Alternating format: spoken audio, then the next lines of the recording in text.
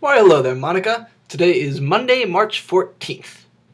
I am sorry that this video is coming to you several days late. There's just been an awful lot of life that needs living, and books that need reading, and burritos that need eating, and just lots of stuff to do. Now, I really liked what you had to say about how models fail to accurately represent reality, and I feel that relates a lot to our modern political discourse, but we will get to that soon. First, we have a few other things to go over.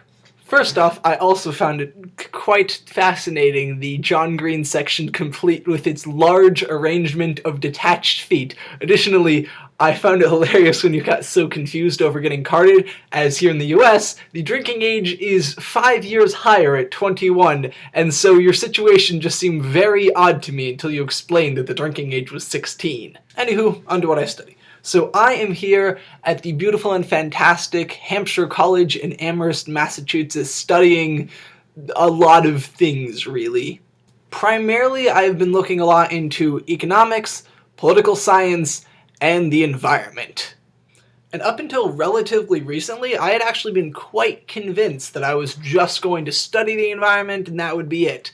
But then life got in the way, and I took classes on immigration, I took classes on labor rights, and there are just so many political things that are so interesting and relate to how everyone is living in the world, and I quite frankly have no idea which of them I will actually go into because they are all cool and interesting in their own right.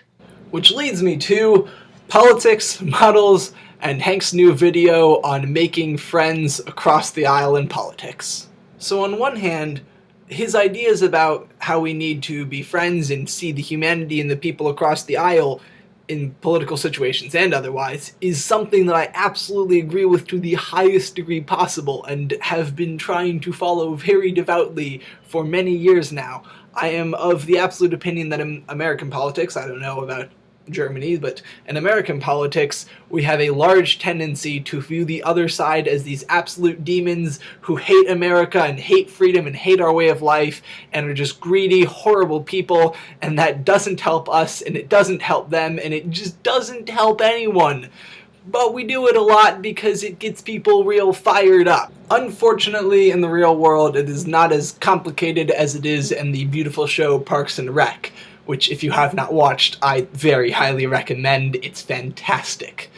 Because in real life, the problem is that sometimes it's not just about differing political views, but we all know that we're good people. The problem is sometimes those political views have more broad implications, which I feel I can elaborate in a little story from the same day I watched that video.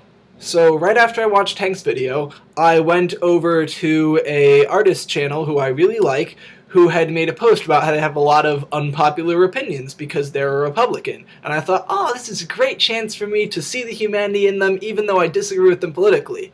And then in the comments, somebody had said that they believed that being transgender was a mental illness, to which the artist had agreed.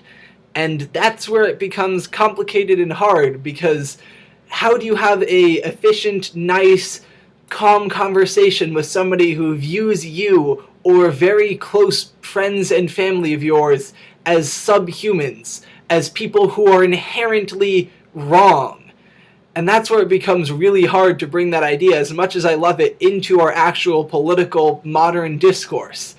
And I don't quite frankly know how to do it.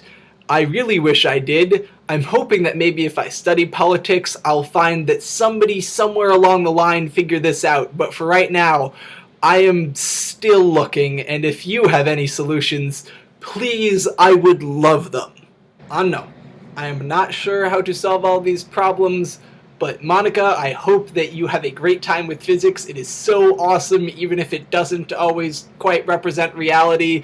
I hope that I find the answers for some of the questions that I'm looking at, and more than anything, I hope you have a fantastic week. Thanks for watching, and Monica, I'll see you on Tuesday. Bye!